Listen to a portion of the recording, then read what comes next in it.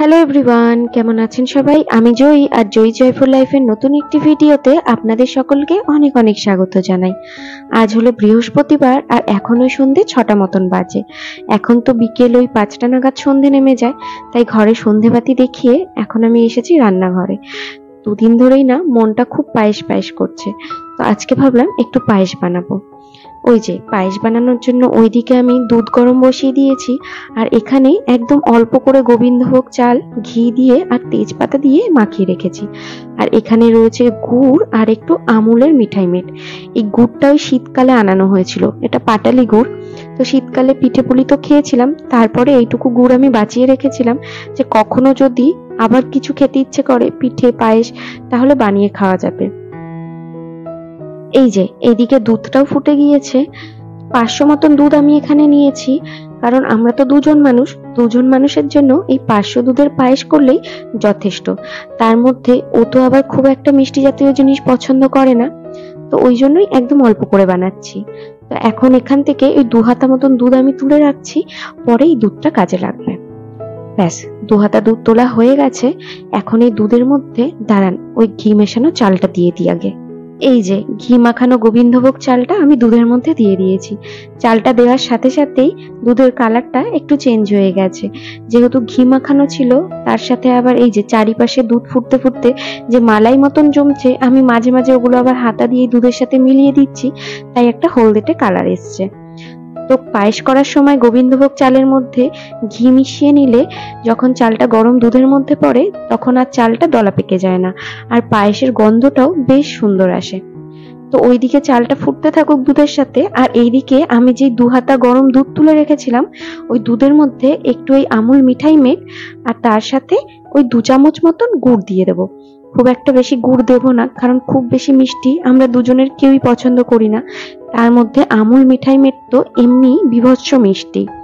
তো গুড়টা না আমি ডিরেক্টলি পায়েসের মধ্যে দিচ্ছি না, অনেকদিন ধরে ঘরে ছিল তো, যদিও বা কিছু হওয়ার কথা নয়, ফ্রিজেই রাখা ছিল, তবুও একটু ভয় ভয় করছে।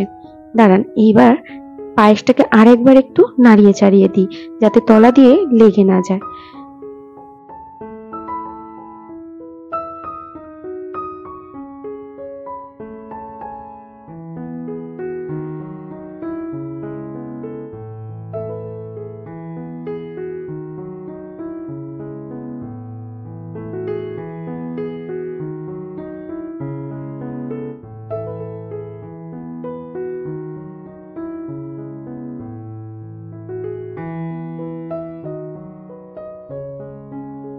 তো ওইদিকে পায়েসের চালটা বেশ অনেকটাই সেদ্ধ হয়ে এসেছে, আর এইদিকে আমি পায়েসে দেবো বলে যে কাজু আর কিশমিশটা ভিজিয়ে রেখেছিলাম, ওটা একটু হালকা করে ঘিয়ে ভেজে নেব। এই যে কড়াইতে অল্প করে ঘি দিয়ে দিয়েছি, এবার এই ঘিয়ের মধ্যে কাজু কিশমিশটা দিয়ে দেব। আগে আমি সবসময় মাকে দেখতাম কাজু কিশমিশ ওই চাল দেওয়ার পরপরই দুধের মধ্যে কাজু কিশমিশটাও দিয়ে দিত, চালের সাথে সাথে কাজু কিশমিশটাও ফুটে বেশ সেদ্ধ হয়ে যেত। তবে আমি এক্ষুনি কাজু কিশমিশটা দিয়ে দেবো না দুধের মধ্যে, আমি এটাকে এখন তুলে রাখবো। পায়েসটা তৈরি হয়ে যাওয়ার পরে বাটিতে ঢালার পরে উপর থেকে কাজু কিশমিশটা ছড়িয়ে দেবো। কিশমিশ তো একটু টক হয় অনেক সময়, দুধের মধ্যে দিয়ে দিলে দুধটা কেটে যাওয়ার চান্স থাকে। তো কাজু কিশমিশ ভাজা হয়ে গেছে, এখন ওই যেই দুধটার মধ্যে আমি মিল্ক মেডটা মিশিয়ে রেখেছিলাম, ওটার মধ্যে একটু গুড় মিশিয়ে নেব।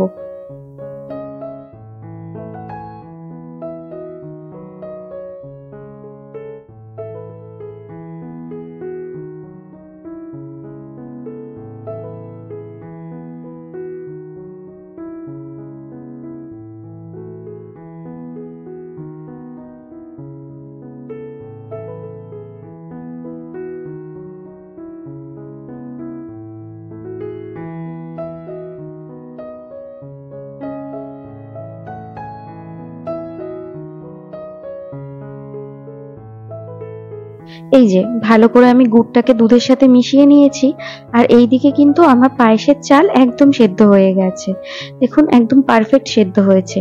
আর এর থেকে বেশি সেদ্ধ করব না, তাহলে আবার ফেনা ভাত লাগবে খেতে। এইবার আমি গুড় মেশানো দুধটাকে এই পায়েসের মধ্যে ঢেলে ভালো করে মিশিয়ে দেবো পায়েসের সাথে।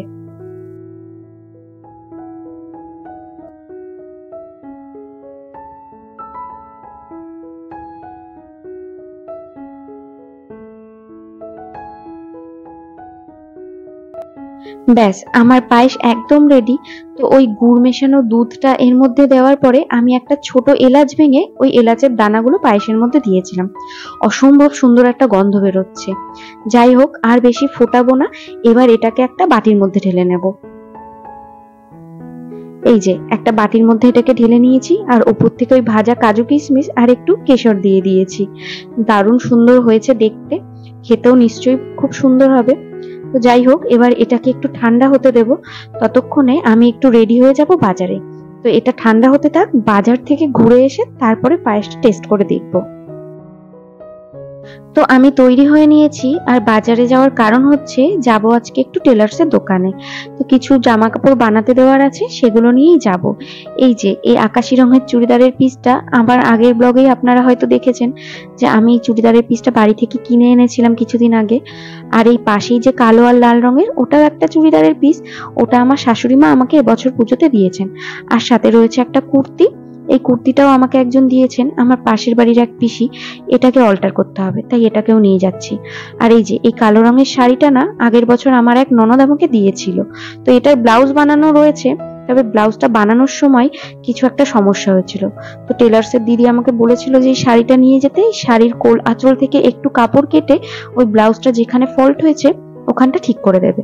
তাই এই শাড়িটাকেও আজকে নিয়ে যাচ্ছি, অনেকদিন ধরেই উনি বলছেন। তো আজকে সবকিছু গুছিয়ে নিয়ে যাচ্ছি। পুজোর তো আর খুব বেশি বাকি নেই, জানি না দেবে কিনা, তাও যাই একবার গিয়ে দেখি যে দেয় কিনা। চলুন এগুলোকে ব্যাগে ভরে নিয়ে এবার যাই।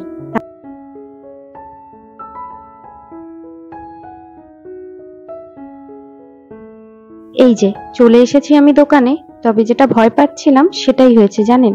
আমি দোকানে এসে দাঁড়াতেই দিদি আমাকে দেখে হেসে জিজ্ঞেস করছে, কি হলো, কি ব্যাপার। আমি যেই বললাম যে এই যে কিছু জামা কাপড় আছে, ওগুলো তোমাকে বানিয়ে দিতে হবে পুজোতে, অমনি দিদি আমায় বলছে, তুমি বড্ড বেশি দেরি করে ফেলেছো, এগুলো তুমি আর পুজোতে পাবে না। তো আমি অনেক কষ্টে আজকে দিদিকে মানালাম জানেন। আর সত্যি আমি না এবছর বড্ড দেরি করে ফেলেছি আসতে। পুজোর তো আর মাত্র ওই 15 থেকে 14 দিন বাকি রয়েছে। তবে হ্যাঁ, এটাও আমি জানতাম যে ওনার থেকে তো সারা বছর টুকটাক জিনিসপত্র বানানো হয়। তো উনি নিশ্চয়ই আমাকে ফেরাবেন না, নিশ্চয়ই আমাকে বানিয়ে দেবেন। হ্যাঁ, উনি রাজি হয়েছেন ঠিকই, তবে ওনার একটাই শর্ত, আমি এগুলো খুব বেশি তাড়াতাড়ি পাবো না, ওই ষষ্ঠী বা সপ্তমীর দিন পাবো। যাই হোক, আমিও তাতেই রাজি হয়ে গেলাম। দাঁড়ান, এবার তাহলে ঝটপট করে জামা কাপড়ের মাপগুলো দিয়ে ফেলি। একটু ভালো লাগবে।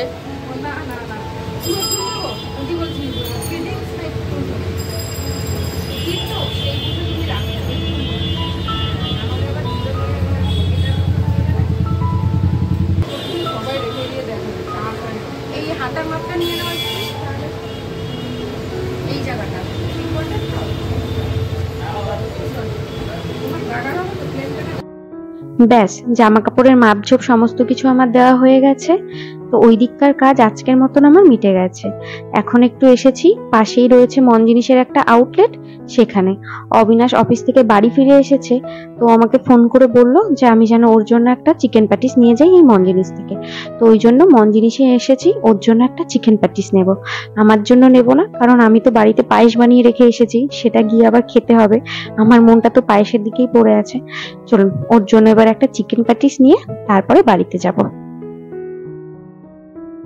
এই যে চলে এসেছি আমি বাড়িতে। আর বাড়িতে এসে দেখছি টিভি ক্যাবিনেটের ওপরে একটা গিফট বক্স রাখা আছে। তো গিফট বক্সের ওপরের র্যাপারটা দেখেই আমি বুঝতে পেরেছি এটাও অফিস থেকে পেয়েছে। আসলে কয়েকদিন আগে না জি বাংলার 25তম জন্মদিন ছিল, মানে জি বাংলা তার 25 বছর পূর্ণ করলো। তো সেই উপলক্ষেই অফিসের সমস্ত এমপ্লয়ীদের একটা করে উপহার দেওয়া হয়েছে। যেদিন জি বাংলার জন্মদিন ছিল সেদিনও অবশ্য ও বাড়িতে চকলেটস মিষ্টি এইসব এনেছিল। আর আজকে নিয়ে এসেছে এই গিফট বক্সটা। দাঁড়ান এটা একবার খুলে দেখি এর মধ্যে কি রয়েছে।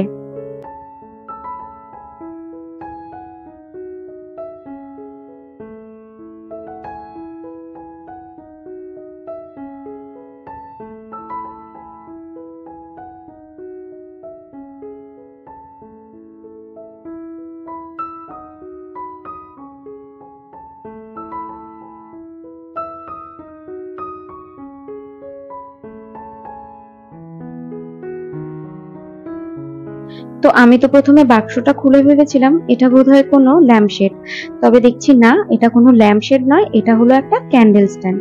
এই যে এটা একটা কাঁচের ক্যান্ডেল স্ট্যান্ড, সাথে আবার দুটো ক্যান্ডেলও রয়েছে দেখছি। দাঁড়ান বার করি একটা।